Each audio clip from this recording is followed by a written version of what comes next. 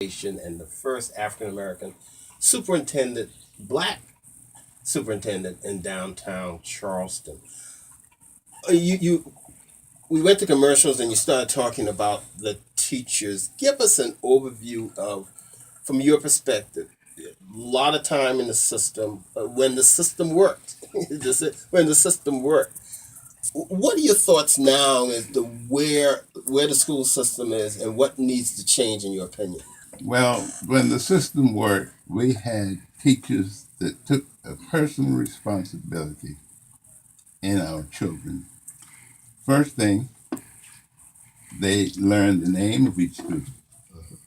They corrected students outside of the classroom. And they made sure that they knew the parents. The first job I got in the system was on James Island. And the first Sunday after I was hired, I went to St. James Presbyterian Church. I made it my business not only to know the students within the school, but to know the parents. I must say that I taught in the school system and coached from 1953 to 1991. I've had support from the parents, from the community, and from the school system.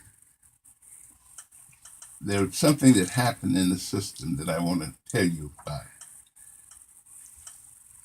The area superintendents, along with the other superintendents, used to meet every Monday. We would meet every Monday and we'd sit down and talk about the problems in the school system.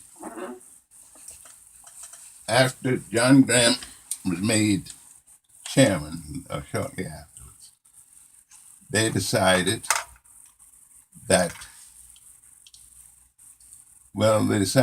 they were not going to have the superintendent meet with the group, that they would meet separately. And the reason for that was that many of the things that they were trying to implement, we didn't agree with. And one of the things that we didn't agree with is that the judicial system should be the first line of defense. And what they did at that time, the situation that we used to handle within the school, handle with success, they would have our children go before a court system. And I think that has hurt us. It has not helped us. Because if you learn the names of the parents, let me give you a good example of how our system worked. When they had the hospital strike, we did not expel one student. We had a couple of students that left the campus, and this is what we did. We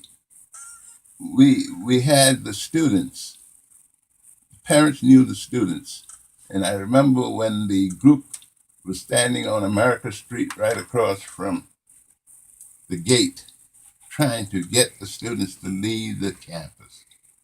I remember standing on the campus and saying to the students, I said, now the bell's going to ring. We want everybody to go back to your homeroom class. If you don't go to your homeroom class, then you're going to have to deal with me when you get back. And we're going to put you out of school. And we opened the gate when the bell rang. And about 2 or 3 students left the campus. The rest went back to class.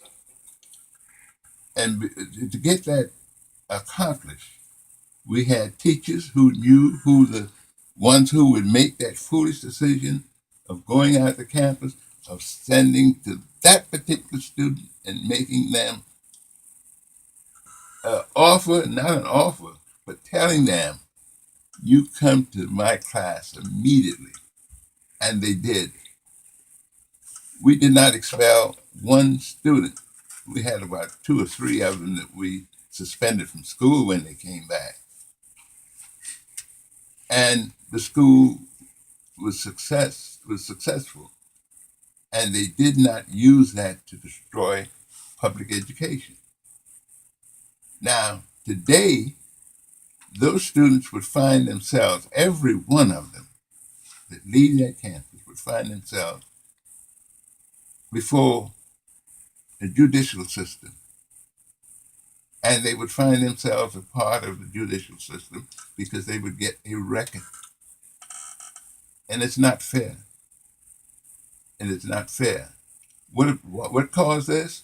There are many people that have never bought into Brown versus Board of Education. Now there was a real respect there that everybody had. The principal hired the teachers, so not just you, but all the principals knew what was expected of each teacher. And I've always said that teaching is so much different than a college professor. A college professor will stand behind a lectern, pace back and forth, give information. Either you get it or you don't. You're paying for it. But a teacher does so much in terms of touching a child, um, understanding what their background is, what's needed, how you motivate them, when you get stern, when you get easy, when you listen, knowing their background. And back then, the principals and the teachers did all of that. Talk to us about how you saw before you retired. There was sort of not sort of, but there was really attack on African American teachers to get them out of the system. Oh yes, that's what they want to do. And let's look after the system now that they use to get rid of as many teachers as they possibly can. They find a minority, whether they put that minority in a high place or a lower place. But your governor is a minority, so it gives the judicial the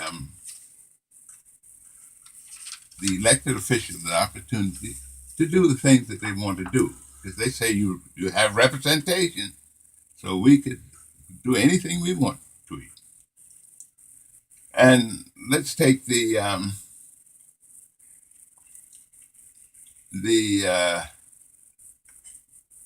judicial system as we know it now. Once you become a part of the judicial system, you can't vote. So that eliminates you as far as participating. We have people now that can't go through the system. When we started Abuse Academy, we selected good teachers, and we didn't say that you had to have 40%. We said 40% was the goal as far as the number of minority teachers that we want to have in the system, based on the number of black children in the system. We placed a number of excellent teachers at Buse. There are several of them around that's very successful. There was one young man, I remember when I would go to the school, he would get a chair for me to sit in. And he's a lawyer now. I think his name is Aaron Poke.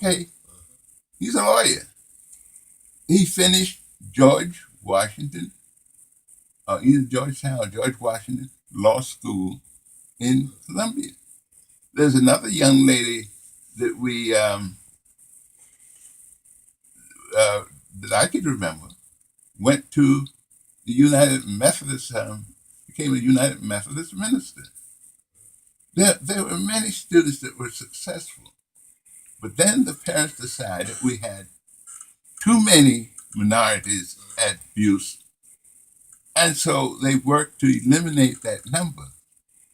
I'm told today at Buse Academy, and we had a system the other day where they let the principal go because he had the students eating watermelon and pretending that they were, I guess, a reflection on black people. You know, black people like watermelon. But you have a system now where they don't even try to include us. I understand that they have 15 students at the academic high school. That's not fair. 15 black students. 15 black students. That is not fair. And I say this, if you can't get more than 15 there, close it. And I have a niece that finished there, not only finished the academic magnet high school, but she finished Clemson in 3 years, and she's now a student in pharmacy at USC. And I'm proud of her. But I'm saying this, if you can't get any more than 15 students at the academic high school, close it. Okay, let me get these in. Manny's Bar and Grill.